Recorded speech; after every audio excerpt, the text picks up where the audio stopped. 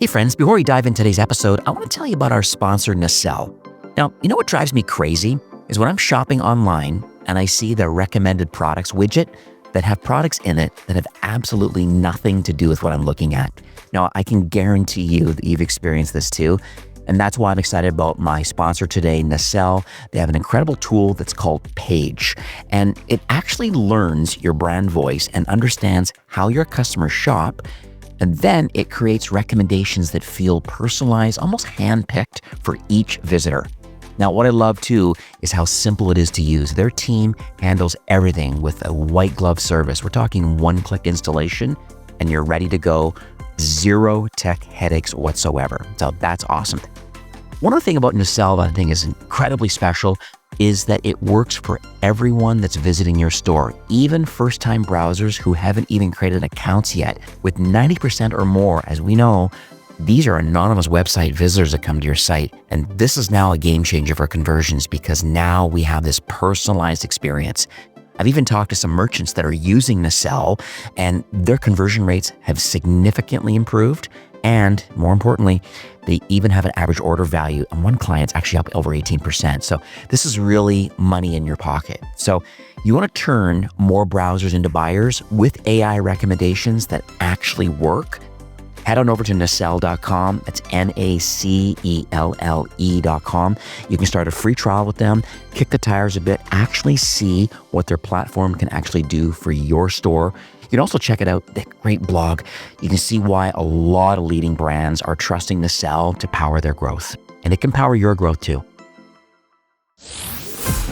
You're listening to E-commerce Fastlane, the podcast show to help you build, manage, grow, and scale a successful and thriving company, powered by Shopify. Listen to real conversations with partners and subject matter experts as they share proven practical strategies, platforms, and the best Shopify apps to help you accelerate your business. The time is now for you to improve efficiencies, grow revenue, profit, and lifetime customer loyalty. Please welcome your host, startup founder, and strategic advisor, Steve Hutt. Well, hey everybody, welcome back to E-commerce Fastlane. I'm your host, Steve Hutt, and I'm really excited. This is a very interesting recording today because my guest was on my show literally in August of 2019. We're talking pre-pandemic.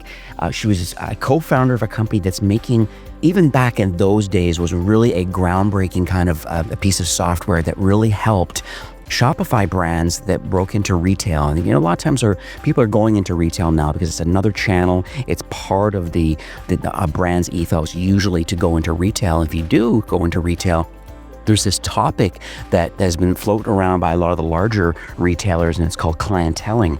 And the concept, which I'm sure we'll talk about today, is the fact that there's a lot of employees that are inside retail businesses that maybe on some downtime, there is some opportunity of like, well, how can we communicate with our existing customers or new customers that have signed up or past purchases and kind of get some ideas? How can we drum up some new business? How can we let people know about maybe even some VIP offers and some special opportunities?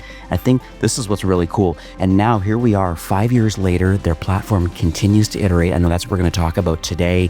Exciting to have Lee on the show. Her company is called Endear, and she's at endearhq.com. But one thing I've noticed a lot before I kind of get her on the show is that retail has really changed a lot over the years. And I think a lot of it is that how do you join kind of like the offline and the online business? Like, how do you join these two together? And I think it gets quite challenging. And I think that's the reason why I wanted to have Lee back on the show, because I believe they've built something really special. They have like an incredible amount of brands that we all know of. Like, think about like Glossier or Untuckit. There's a whole gang on their website here. I'm Allbirds. Incredible amount of great brands that have vetted the solution, have made decisions, say, no, we see the benefits in having a clienteling system so that our retail operation can communicate with our online operation, but we can make more efficiencies out of our employees. So Lee, once again, thank you so much for coming on the show today. Thank you. It's great to be back. It's exciting.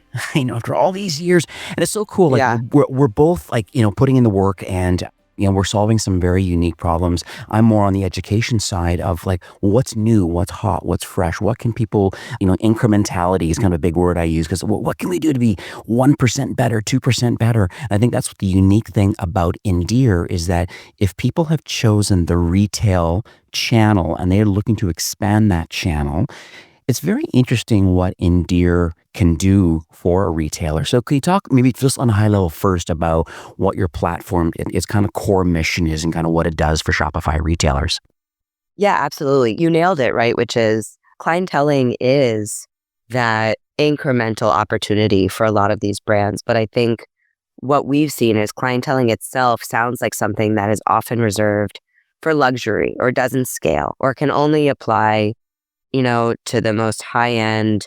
And it sounds often like very hard work and it sounds very manual. And so the way that we think about Endear is this is a modern approach to clienteling. We could not work with most of the brands you named if we were basically just a glorified spreadsheet, right? If we were just here to say, hey, put your top clients in this database and make sure you have their phone numbers and text them every once in a while. Well, you don't need us for that. Very good retail director or manager could pull that off for you. So where we really differentiate is in thinking about clienteling as a needle mover for your omnichannel business. How do you, and you said it very well, how do you leverage your stores as a vehicle for increased sales? And one of the biggest challenges that retail stores face today is actually not how do I make this sale? But how do I get you to come to the store? Foot traffic is where most stores struggle most because they've never been given tools to influence foot traffic. They're usually waiting in the wings for someone to walk in for them to even sell to. Once someone comes in, it's usually a huge success. Stores have a really high conversion rate, sometimes 30%, which I know the e-com companies won't believe because they're in single digits. So, the challenge is not how do I make the sale once you visit me? The challenge is how do I get you to visit me? And how do I do that in a scalable fashion that can really make a difference for a brand at any price point selling any kind of product? So that's really the challenge that we're here to solve. So it seems like there's quite a relationship between the e-commerce store and then the physical retail. I mean, for me, from an outsider looking in, it seems like it's really evolved since the last time we spoke. And it seems to be even more important now that if you have an online store, because actually last time we recorded was pre-pandemic, then everybody was shopping only online and that big boom that happened. And then, and now it's kind of normalized a bit. So it's interesting so that you have these like you're calling an omnichannel. I'm going to call it like a omnichannel evolution a little bit because I think things have really changed a bit. And I think that's the benefit of how you can have these experiential kind of things going on and get people into the store to really touch the product and actually get and interact with it. Because I think the negative side of e-commerce is, especially in fashion, is the high return rate. But if you can, and that's a cost to the bottom line. But imagine if you can get people into the local store to actually see the product and try it on, I think there's some benefits here. Oh, I couldn't agree with you more. And I think we are very much, to your point, obsessed with the opportunities that omnichannel presents to these brands. The interesting thing about e-com only is they do struggle from a KPIs perspective. Their conversion rate sometimes is 1%, 2%, maybe even lower. Their return rate is 30%. You almost see a perfectly inverted set of KPIs for stores. Their conversion rate can be 30%. Their return rate can be like as low as 4 or 5%. But the advantage that e-com has is really on the scalable marketing side. So what we always say is, yes, you are probably going to acquire most of your customers through digital channels, right? Your Facebook ads, Instagram ads, Google, and that's scale, right? That is mass, that is important. And that's how you're going to maybe acquire that customer for the first time or that first purchase. But what becomes even more important is ultimately lifetime value. So what we hear is most of the time, you're not making back that cost of acquisition on one purchase. So average order values, AOVs, tend to be higher in store as well. If you have a store, there is no better way to increase lifetime value than getting your digital shoppers to visit and shop in your store. Omnichannel shoppers are more loyal, they spend more frequently. And so if you've invested in the retail channel, at least from like the get-go, right, in the sense of, hey, I decided to open a store, that's exciting, that's a labor of love. Well, you're doing yourself a disservice if you don't unify those two and say, well, how do I get my e-com shoppers to come into my store? And to your point, how do I get them to experience not just the product, but the brand in a living, breathing fashion, right? Let them interact with my store associates. Let them touch and feel the product. Let them smell what fragrance we decide to put in the store, hear the music we decide to put in the store, build a relationship. Obviously, that's really where Endear comes in. Build a relationship with the team in the store. So that's, I think, where we are most helpful to brands, is helping them bring attention to their retail experience across both the physical store shoppers and their e-com shoppers for the first time. Mm-hmm.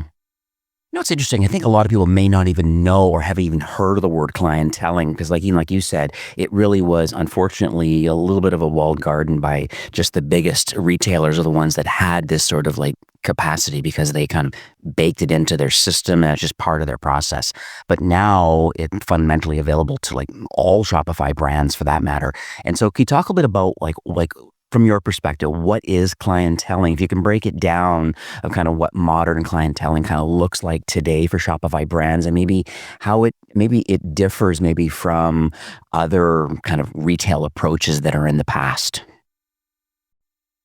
Totally. I think from where we sit, clienteling is driving sales through relationships and leveraging a sales motion the same way that a lot of B2B companies would.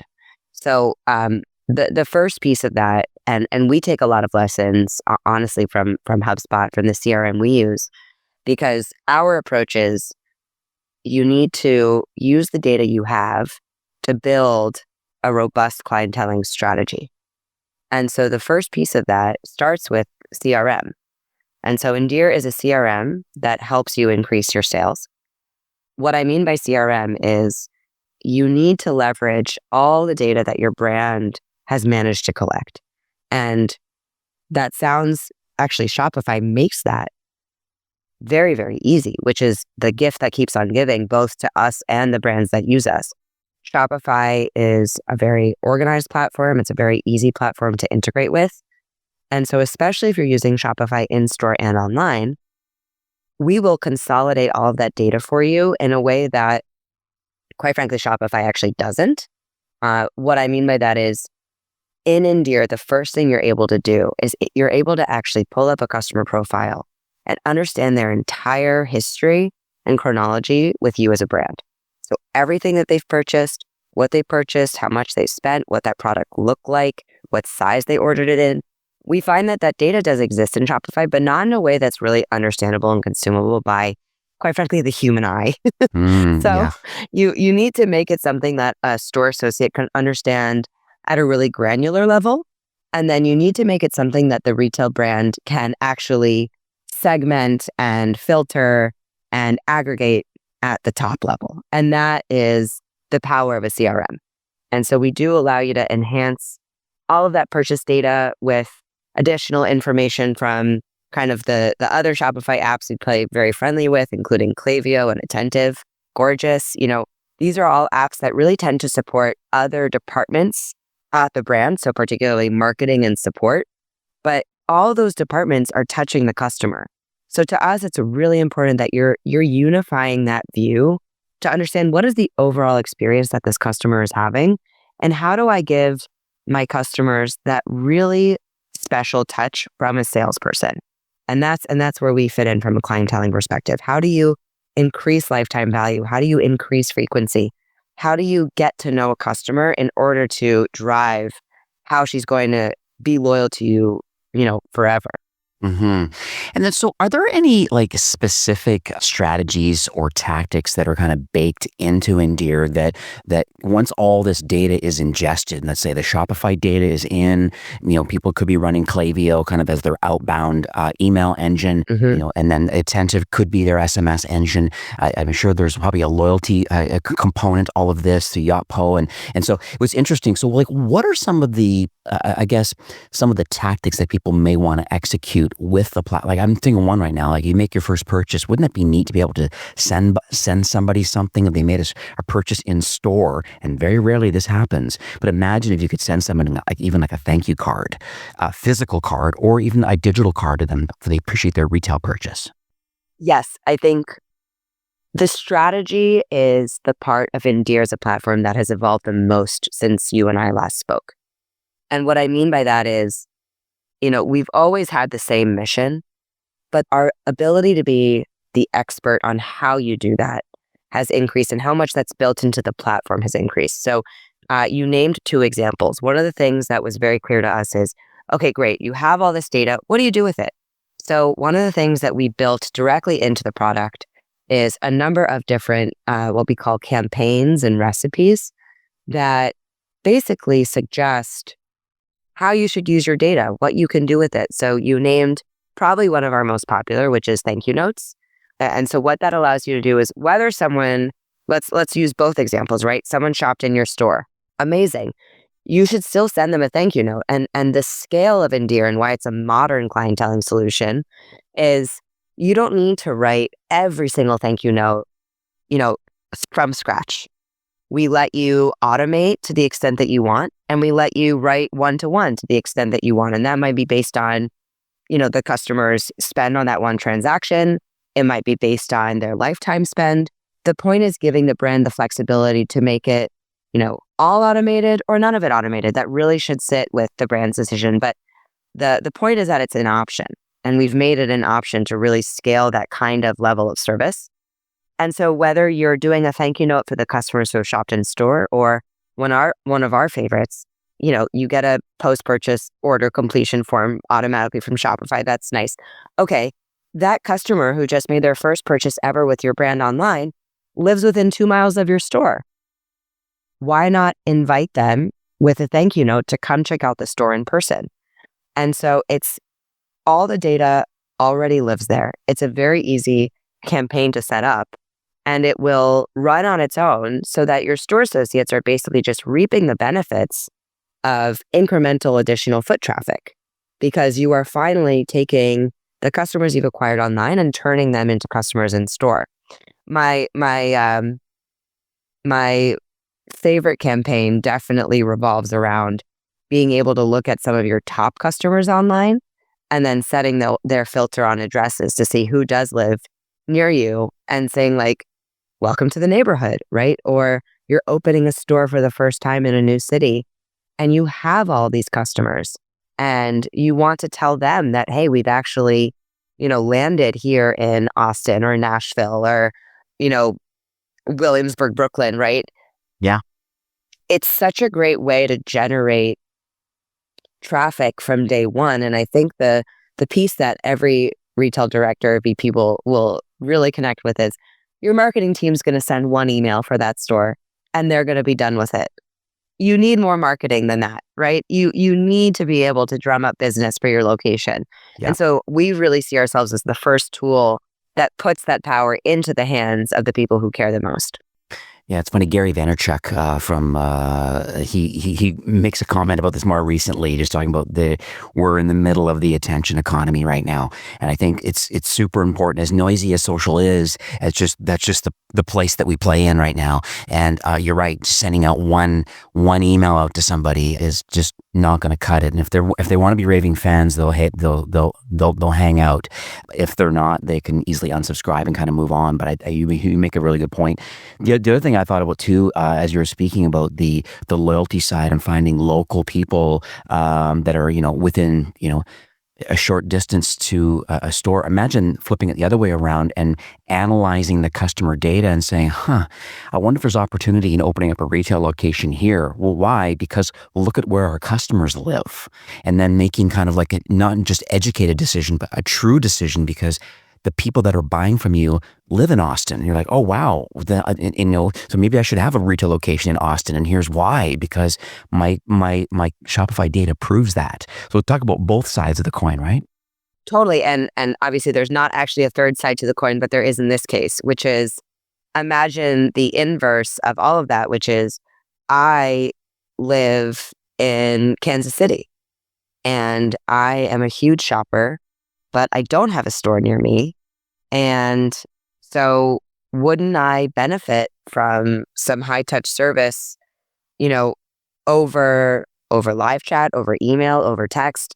I think I've earned it, and Yeah. I don't have the luxury that we were talking about of going in store and trying products on. So, if you can give me a lifeline that I can access virtually or digitally, remotely, I would probably continue to be even more loyal and spend even more money if I had that resource available to me. So that's the other way we've seen people take advantage of Endear, is more for that almost like digital sales experience. We've seen that be very successful, especially if you do have the sales team to support it, making that available to more of your remote customers. Another topic that comes up quite a bit on the show is about attribution. And I don't know the answer to this. That's why I'm going to ask you to see how you've thought about this. But it's, a lot of money. And you made a comment saying a lot of money is being spent on paid social right now. Probably a break even or a net negative on the first transaction. Okay, fair enough. And I know that, since iOS 14 and just like the cookie apocalypse and all the craziness that's going on, sometimes it's really hard. And digitally, you have this blended ROAS, we call it, unfortunately. And or now we're having to get into third-party pixel tracking tools and things to kind of really try to figure out lifetime value.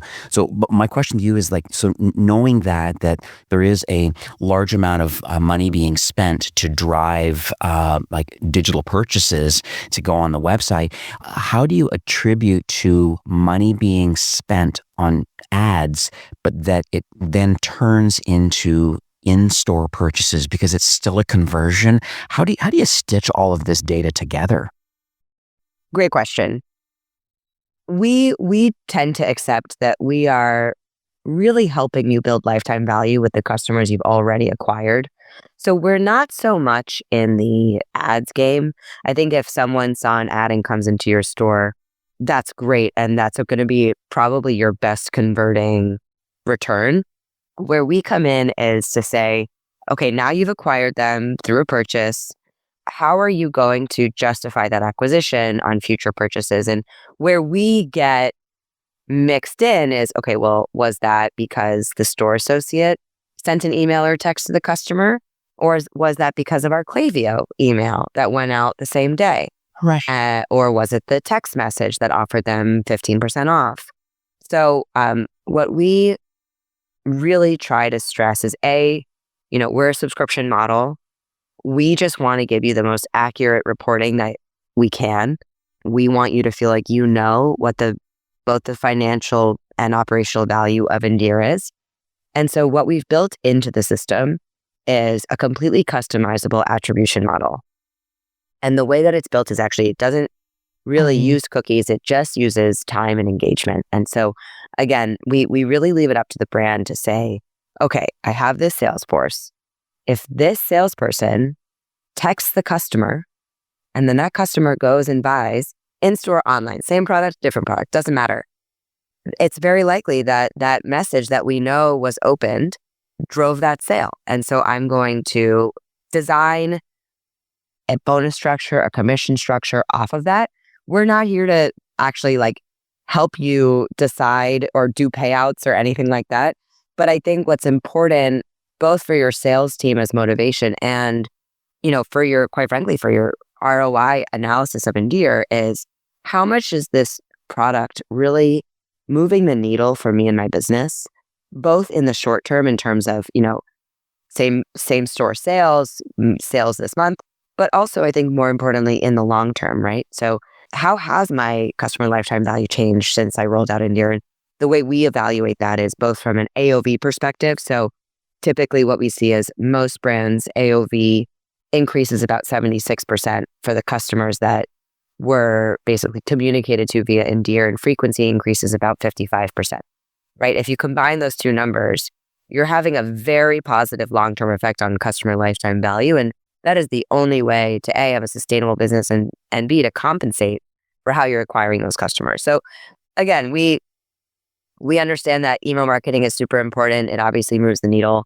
I think if you look at the conversion rates on those emails, it's very clear that if you had to set an order, it's more likely some message coming from Endear than it is Klaviyo. But we'll leave that to the brand's discretion. Yeah, exactly. The other thing I noticed too, just kind of prepping for the show, was you have quite a few case studies. We mentioned at the top of the show, there's a lot of big bad brands that have made the decision. Got some great case studies. Actually, my son loves Psycho Bunny, and it seems like a really neat case study you had. I'm not sure if there's one that catches your attention that you'd like to talk about publicly, but it would be great to kind of understand, hey, here's what life was like maybe without having Endear, or pen and paper, like what happened here with Psycho Bunny. And then they had a very rudimentary, from reading this case study, very rudimentary way of, the downtime of some employees by each store location, like physically handwriting and thanking people for their orders, or trying to make them VIP customers. And then it converting now over into, or moving to Endear, then all of a sudden, okay, wow, now there's a whole different process and system in place to be able to, have the thank you note, create VIP customers, get them into the store, and amongst all the other recipes. I don't know if I'm not trying to put words in your mouth about what case study you want to talk about, but I'll leave it to you to decide, and I'll put the links in the show notes also. Well, thank you for letting me for filling one in for me so I can speak about a different one. We love Psycho Bunny. They're an amazing customer. We've worked with them for a really long time now. Yeah. And so I think all those stats, speak wonders about the results, again, almost quantitatively and revenue-wise, that we have. I think one of my other favorites, and the case study itself is on the website for a brand called 11D. They're an Italian-based brand, but they're very international. We've worked with them for a long time now. I actually find them very innovative. And I remember when I got on a call kind of to just see where the relationship should go and what they were getting out of it, because they were relatively new at the time to the platform. And I spoke with Jeff, who's their president. And the most interesting part, and the part that was most important to him and rewarding and insightful, was that, we were starting to see good results, but what he was most caught off guard by was he thought they were always doing clienteling. He thought that, everyone had their books and everyone was staying on top of who they should be reaching out to. And they had this whole system of recording who they emailed. And he was basically like, it was not all a lie. That would be extreme. But you just had no real way to know for sure. And that's a crazy way to operate without any sort of tracking or holding anyone accountable, especially when you are growing that retail presence, right? So it's one thing when you have two stores and you can sort of see who's on the phones, who's using our shared Gmail, who can I see is getting responses, who do customers tell me they're here to see when they walk in. That does not work when you are at 10, 20, 50, 100 stores. You need to know what your associates are doing to help you move the needle. And I think it's, a little bit being able to diagnose the problem if there's a problem, right? So before you can make something from a negative to a positive, you need to know how good or bad it really is. And I think having that accountability in the system where you can see who sent out what messages, what did they say in that message? Again, sort of from the granular all the way to the aggregate. Okay, this is our response rate. This is our conversion rate. Okay, well, does that differ from store to store or associate to associate? Wow, this associate has a 20% response rate. That is through the roof. Let me go and see what she's saying to customers. And, maybe, again, talking about scale, maybe she's writing, from her own perspective, she's writing from scratch, one-to-one. But can we take what she wrote and templatize it? Yeah. Can we turn it into a campaign? Maybe it won't still hold the 20% conversion rate or the response rate. And maybe we still need to do that for, our top customers, but can we get a 10% if we just templatize it a little bit and share it with the rest of her team who can start leveraging that same verbiage and that same concept. So that's really where it's about taking your best performers and figuring out how you do scale them across your Right. entire org. Yeah, I'm just skimming it as you were speaking, and they said that they even created a dedicated position just for optimizing Endear's usage, and so they had one of their top salespeople actually starting to coach others about effective kind of relationship building, like through the platform, like personal details about their clients, and just at the end of the day, like exactly what you said, like how do we create more meaningful follow-ups with these customers, and that can all live and be trained by some people that are being successful with the platform. And that's pretty amazing. Yes, absolutely. And I think, whether you're a luxury brand or not, I think that's where we've also, again, sort of improved as a platform is you're very lucky if you have a couple of salespeople who are very motivated and highly trained and really know how to speak to customers. But if you don't, we don't want that to stop you from seeing success. And so we've definitely made a lot of strides and leveraged the success of some of our earlier customers to say, well, what works, right? What works 80% of the time for 80% of these brands? Let's make sure that they have access to the quote unquote sort of basics of clienteling, right? Including thank you notes, right? We'll always go back to that example because there's no reason not to do it. And the craziest part is thank you notes, oftentimes they have like a 10% conversion rate. This person just purchased, but they're willing to purchase more. Right. So I think it's taking brands like 11D, who in my mind are real pros at clienteling, and saying, okay, well, how can you help the rest of the industry leverage some of these tactics and strategies and do it in the way that makes sense for their price point, for their customer, for their product. I think I was thinking about too, and it seems to be a growing trend, and maybe this is new to your platform, I'm not sure, but about having appointments. And the reason I say that is because I've had other SaaS founders who connect to Shopify that, their goal is to help people online to book an appointment for, it could be like for massage therapy or other different things. And I think, even, like Acuity or Calendly, there's all different tools out there that can connect. And so what does Endear do now as far as trying to book more appointments with clients, have them come in and maybe even reduce no-shows and things like that? I think it's such an interesting problem to solve, and I'm just not sure if Endear is doing it yet, or if this is something that's coming down the pike. We are very excited that Appointments has launched. Oh, okay, I would there you say go. See? it's, yes, Appointments is live Love to it. all listeners. Okay. It's very much available. And in our opinion, it's really the first scheduling tool designed exclusively for retail brands. And so I say that to kind of compare it and contrast it with the Acuities and Calendlys of the world, because I think those platforms are awesome. But I've used Calendly and I have nothing to do with store appointments, right? Calendly is what we would call like a horizontal solution.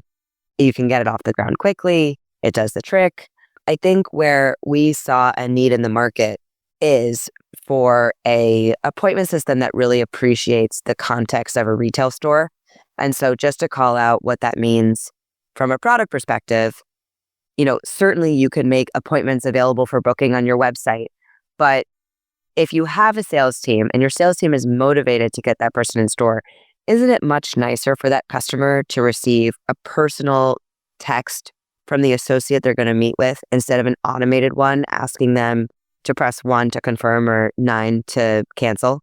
Yeah. Right? Like if you have that labor force and that labor force is incentivized to get the customer in the store, give them the opportunity to do that outreach. So that's really where, that's one example of how it differs. I think the other big example is, making sure that data, going back to our CRM conversation, feeds into your CRM. So who are the customers who booked appointments this month? Did they all convert? Were there products that they looked at during that appointment that we could follow up about? So just making sure everything really stays consolidated is a really big value add for these brands. And then the kicker here is, again, if a customer isn't sure, letting them know that, hey, it's not buy or don't buy on this website. It's actually buy or come try it in store and get an expert opinion or find the right size. So that's the part that I think can really benefit these omnichannel brands, again, as a way to leverage their store and their site cohesively. And what we've found is that 30% of in-store traffic, yes, converts in store. 90% of appointments will convert. And that is a level of intention that you really can't pass on. Yeah. I'd argue too that maybe this is almost like a point of differentiation kind of in a crowded market, almost like competitive moat, so to speak, that you have an online option. Oh, but for those that are local, you're more than welcome to book an appointment and come in and see us. No obligation, just kind of is what it is, and see the product and see the sizing, all that kind of stuff. And then you know that when you come, that there's someone there to take care of you. You're not just a herd of people, and you never know who's going to look after who, and running around. Where if you have an appointment booked, then both the salespeople are incentivized. They're saying, I'm going to accept that, and then I'm going to take care of this person when they do come in. And the flip side, the person that comes in expects that level of service and wants to have that one-on-one experience. Totally. I think I take huge issue when people compare and contrast shopping in store versus shopping online. Like, that's how people think about it. Quite frankly, it's brand versus brand, right? So if I'm trying to, win a customer over against my competitor and I have a store, I couldn't agree more. Certainly making the option available for them to come try their product in person. If my competitor can't offer that, that is a definite advantage. Yeah, that's amazing. So there's a Shopify app that connects to a store. What's the onboarding process is my one question. And then what's the sweet spot? You said that, that really you can have like one retail location and get instant value out of the platform, no doubt. But I just want to make sure I understand if there's any kind of upper limits to the size of a business, or if there's even like an entry point where this could actually be of great value for an online store with one or more retail locations. We are a Shopify app. On the onboarding front, we really pride ourselves on no tech lift whatsoever for the brand. So it's a one-click integration with Shopify.